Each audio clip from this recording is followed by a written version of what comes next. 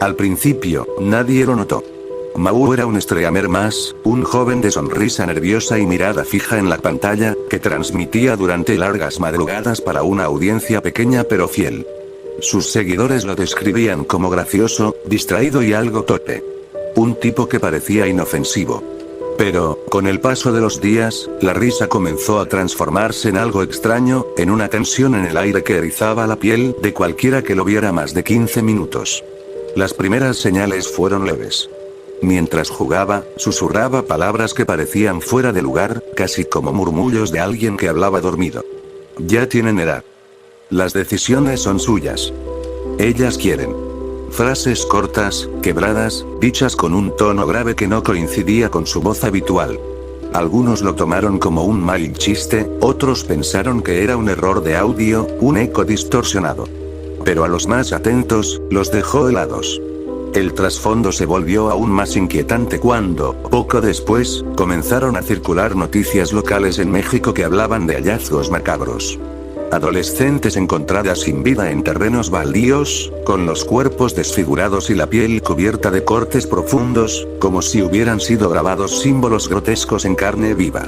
La sangre, reseca y ennegrecida, dibujaba charcos que parecían no terminar nunca, y dentro de ellas se encontraron fluidos de origen desconocido, una sustancia viscosa y blanquecina que los forenses no podían identificar. Una de las escenas más comentadas fue la de una chica hallada en un canal de desagüe. Tenía la garganta abierta de oreja a oreja, los ojos arrancados y el cabello manchado con coágulos que se adherían a los mechones como si fueran grumos de barro. Los reporteros describieron que en su pecho habían quedado marcadas, con un cuchillo oxidado, palabras incompletas, como si el asesino hubiese intentado escribir una oración que se perdía en su propia locura. Las coincidencias con lo que Mau decía en sus transmisiones se volvieron imposibles de ignorar. Una madrugada, durante un directo, mientras jugaba distraído, soltó. A veces se resisten. Pero al final entienden. La frase fue seguida de una risa baja, grave, que parecía más un gruñido que una carcajada. El chat se llenó de comentarios incrédulos, de bromas nerviosas, pero hubo quienes, en ese mismo instante, recordaron las palabras de los reportes policiales. Lo más inquietante era la expresión de su rostro. A ratos, su sonrisa dejaba ver unos dientes manchados, amarillentos, como si estuvieran impregnados de algo más que descuido. Su piel, bajo la luz de la pantalla, parecía cada vez más pálida, casi translúcida, y sus ojeras formaban manchas oscuras, que le daban un aire cadavérico. Conforme los días pasaron, los streams se llenaron de silencios incómodos.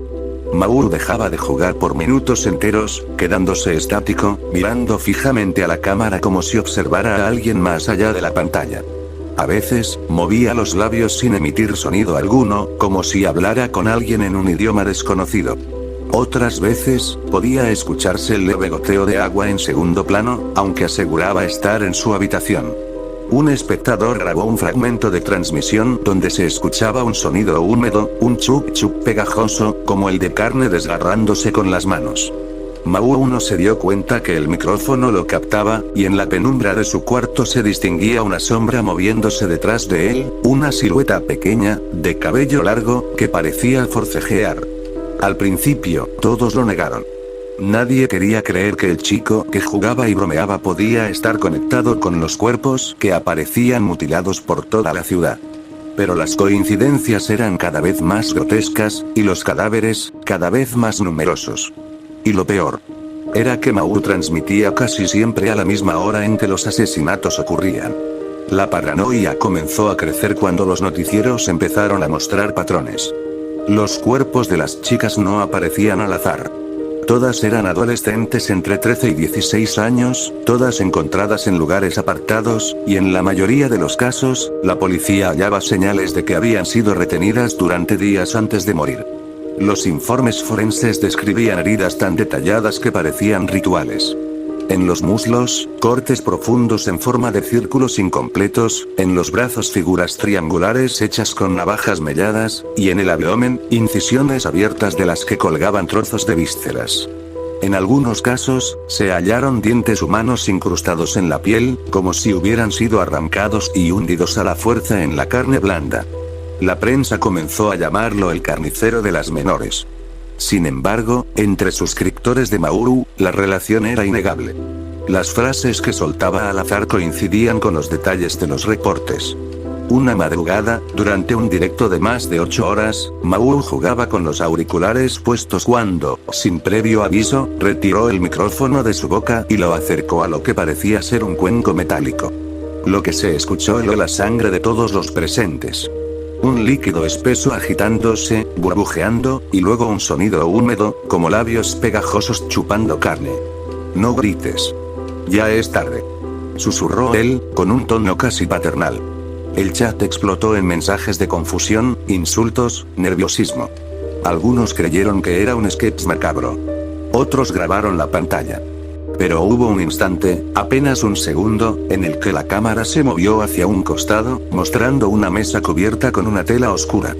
Debajo, lo que parecía un brazo delgado sobresalía, pálido y ensangrentado, con uñas rotas que arañaban el piso. Los más incrédulos decían que era un maniquí, un truco barato para asustar a los seguidores.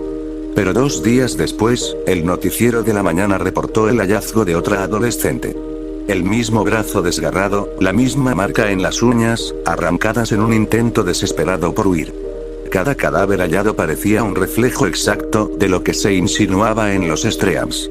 La policía aún no hacía conexión, pero la comunidad de internet estaba segura. Mauru era el monstruo detrás de todo. Lo más aterrador fue una transmisión que ocurrió un viernes a las 3 de la mañana. El stream comenzó de manera normal, con él saludando a sus espectadores, pero su voz estaba ronca, como gastada. Bajo sus ojos habían aparecido bolsas moradas, y en su cuello se notaban manchas rojizas, como hematomas. De repente, se inclinó hacia la cámara. Su rostro ocupaba toda la pantalla. Los labios temblaban, y entre ellos se filtraba un hilo de saliva mezclada con algo espeso, rojizo, que parecía sangre coagulada. Ellas ya saben. Dijo lentamente. Saben lo que se siente. Saben que nadie las escucha. En ese momento, apagó las luces de la habitación, y durante varios segundos solo se vio la penumbra. Pero el micrófono siguió transmitiendo. Los ruidos fueron indescriptibles. El chillido agudo de algo siendo desgarrado, golpes sordos contra madera, y un grito adolescente que se cortó abruptamente, como si una mano lo hubiera ahogado en seco. Cuando la luz volvió, su sonrisa era amplia, casi grotesca, y en su mejilla había una gota espesa de color oscuro que bajaba lentamente hasta su cuello. Un espectador, incapaz de soportarlo, llamó a emergencias para denunciarlo, dando la dirección aproximada de Mauru. Pero cuando la policía acudió a la vivienda, no encontraron nada. La casa estaba vacía, y sobre la mesa solo quedaban restos de carne en descomposición y una cámara aún encendida, transmitiendo al vacío. Desde esa noche, los streams no pararon.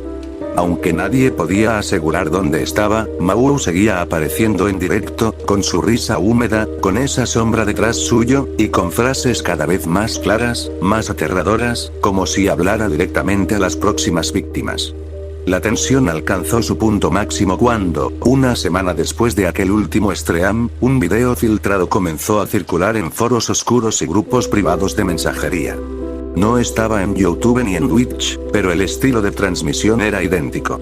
La misma cámara barata, el mismo ángulo inclinado hacia el escritorio.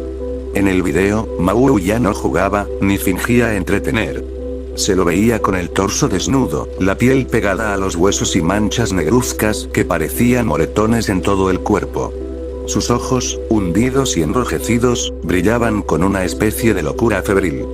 Detrás de él, colgaban de ganchos metálicos los cuerpos de 2 adolescentes, desangrados, con la piel cuarteada por cortes precisos. De sus bocas abiertas goteaba un líquido lechoso y espeso, que se mezclaba con la sangre en un charco que se extendía por el suelo. Las cámaras forenses confirmarían después que aquel fluido no correspondía a ningún compuesto conocido. Era algo inhumano, repulsivo, casi imposible de clasificar. En la transmisión, Mauru hablaba directamente a sus espectadores. Ellas me pertenecen. Porque nadie más las mira, nadie más las escucha. ¿Por qué ustedes no hacen lo mismo? ¿Por qué solo miran? Se reía, y cada carcajada era seguida por un sonido húmedo, como carne desgarrándose. En un punto del video, tomó un cuchillo de cocina oxidado, se acercó a uno de los cuerpos colgantes, y con movimientos torpes pero feroces, abrió el abdomen de la víctima, dejando que los órganos cayeran como una lluvia viscosa sobre la mesa. La cámara captó con claridad cómo sus manos se hundían en las vísceras tibias, y luego, con los dedos manchados de sangre, dibujaba símbolos en la pared. Círculos, triángulos, frases inconexas que parecían más delirios que un lenguaje real. La reacción en internet fue inmediata. Miles de usuarios comenzaron a compartir fragmentos del video, denunciando la existencia de un streamer asesino. Los hashtags con su nombre se llenaron de insultos, acusaciones y memes horribles. Mau había sido funado en cuestión de horas, pero el daño ya estaba hecho. Las autoridades confirmaron que los cuerpos encontrados en la transmisión coincidían con 2 de las adolescentes desaparecidas la semana anterior. Lo más aterrador fue que, incluso tras el escándalo, el canal de Mau no se cerró. Cada madrugada, a las 3 en punto, una nueva transmisión aparecía, mostrando cada vez escenarios más oscuros. Sótanos húmedos, habitaciones con paredes cubiertas de sangre seca, y voces femeninas que gemían de dolor antes de callar abruptamente. Nadie sabía si Mau seguía vivo, si los vídeos eran grabaciones programadas o si alguien más los subía en su nombre. La última transmisión confirmada fue la más sangrienta de todas. El cuarto estaba iluminado por una luz rojiza, como un foco manchado con sangre. Mau apareció en cuadro, sosteniendo su propia cámara en la mano. Su rostro estaba completamente cubierto de coágulos secos, sus dientes rotos y ennegrecidos. Con voz ronca, casi gutural, gritó: "No es un juego. Nunca lo fue. Ellas me eligieron". Y entonces giró la cámara hacia el suelo. Decenas de cuerpos mutilados yacían apilados, formando una montaña de carne y hueso. Los torsos abiertos dejaban ver órganos arrancados, y los rostros congelados en expresiones de terror absoluto parecían observar directamente a los espectadores. Algunos juraron reconocer a chicas reportadas como desaparecidas en noticieros recientes. El stream terminó con un último plano. Mau acercando la cámara a su rostro ensangrentado, sonriendo con los labios partidos, mientras susurraba: "Ya es tu turno". La pantalla se oscureció, pero en los segundos finales aún se escuchaba el sonido pegajoso de pasos chapoteando en sangre. Las autoridades intentaron rastrear la señal, pero el canal desapareció esa misma madrugada. Hasta hoy, nadie sabe dónde está Mau. Sin embargo, cada tanto, en foros ocultos, reaparece un enlace nuevo, un directo inesperado, donde se escuchan voces llorando en la oscuridad. Y los que se atreven a verlo hasta el final, dicen que ya no pueden dormir. Porque en la penumbra, siempre se escucha un susurro que los llama por su nombre. Como si Mau ya supiera dónde viven.